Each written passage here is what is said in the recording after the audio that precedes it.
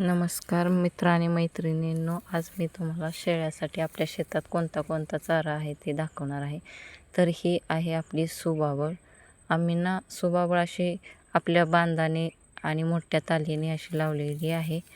ती एकदा लावली ना रानात ती कधीच परत मरत नाही.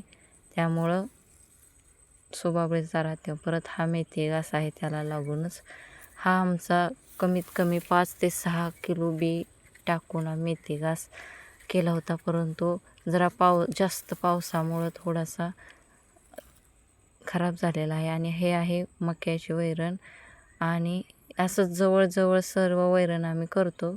एका ठिकाणी मका, एका ठिकाणी मेथी घास, एका ठिकाणी सुबाबळ.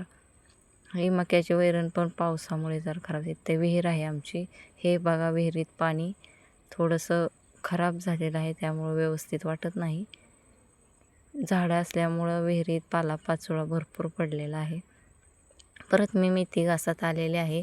मेथी घास जरा पाण्याला सुकवलेला आहे, पाणी देण्याला आलेला आहे. आता भरपूर ऊन पडलेले आहे, त्यामुळे मेथी घास पाण्याला आले, पण पावसामुळे जास्त खराब झाला होता, जास्त पाऊस झाल्यामुळे. पण आता पाणी द्यायला आलेलं आहे, त्यामुळे जरा यावेळेस तो लहानच राहिला आहे. परत आता याची कापणी करून परत याला औषध टाकून परत पाणी देऊन परत व्यवस्थित येईल. असा आहे आमचा मेथी घास. एकदम छोटा छोटा राहिलेला आहे आमच्या शेळ्यांसाठी.